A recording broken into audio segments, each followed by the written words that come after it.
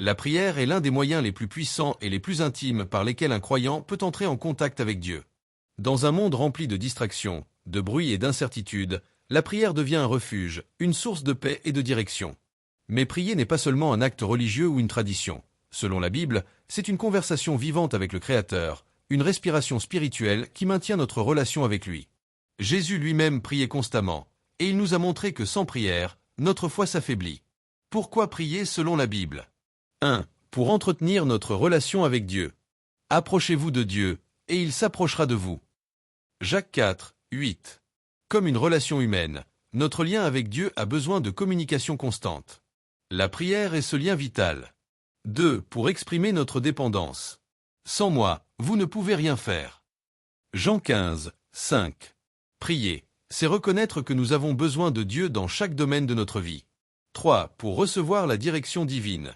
Confie-toi en l'Éternel, et il aplanira tes sentiers. Proverbe 3, 5-6. La prière ouvre notre cœur pour recevoir les instructions du Seigneur. 4. Pour obtenir la force et la victoire spirituelle.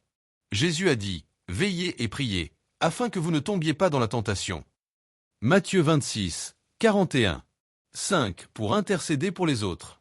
Priez les uns pour les autres, afin que vous soyez guéris. Jacques 5, 16. Comment prier selon la Bible ? 1. Avec foi.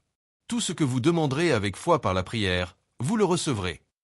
Matthieu 21, 22. 2. Avec un cœur pur. Si j'avais conçu l'iniquité dans mon cœur, le Seigneur ne m'aurait pas exaucé. Psaume 66, 18.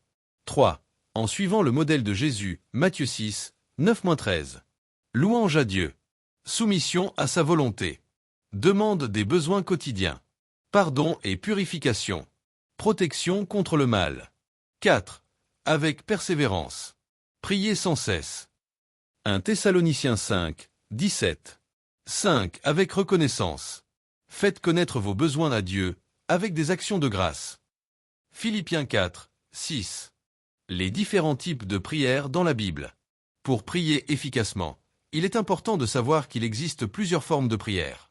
La Bible nous en montre plusieurs, chacune ayant un but précis. 1. La prière de louange et d'adoration.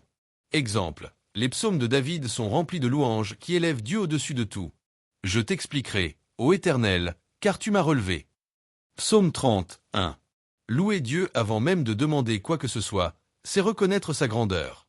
2. La prière de confession. Exemple, David après son péché avec Bathsheba, psaume 51. C'est reconnaître nos fautes devant Dieu pour recevoir le pardon et la restauration. 3. La prière de demande. Exemple, Anne qui a demandé un enfant à l'Éternel, 1 Samuel 1. Dieu aime que ses enfants viennent à lui avec leurs besoins. 4. La prière d'intercession. Exemple, Abraham intercédant pour Sodome et Gomorrhe, Genèse 18. C'est se tenir dans la brèche pour les autres, prier pour leur salut, leur guérison, leur protection. 5. La prière de combat spirituel. Exemple, Paul en Éphésiens 6 parle de toutes sortes de prières avec l'armure spirituelle.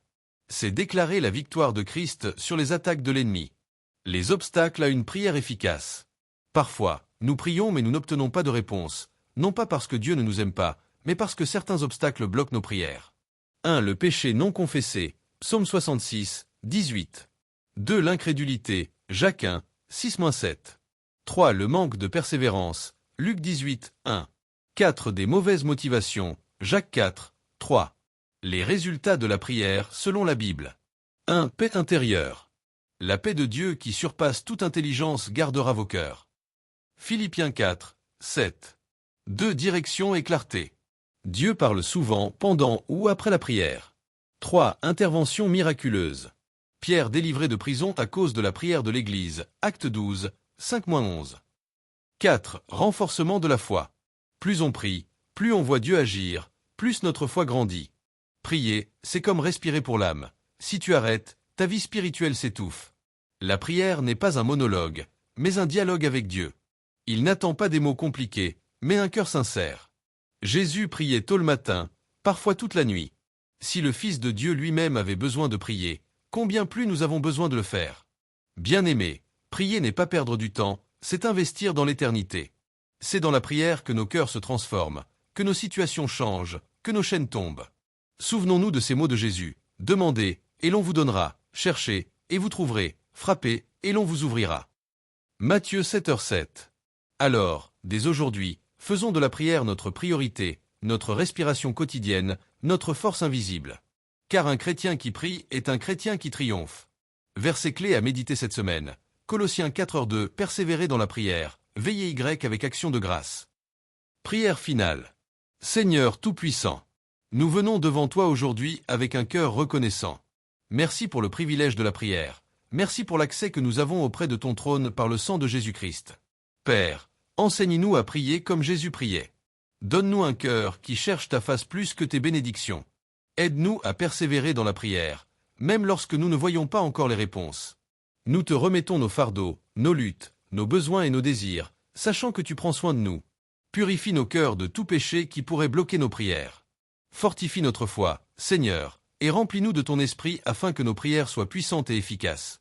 Nous déclarons que nous sommes des hommes et des femmes de prière, et que nos vies porteront le témoignage de ton intervention. Au nom de Jésus-Christ, nous avons prié. Amen. Appel à l'action.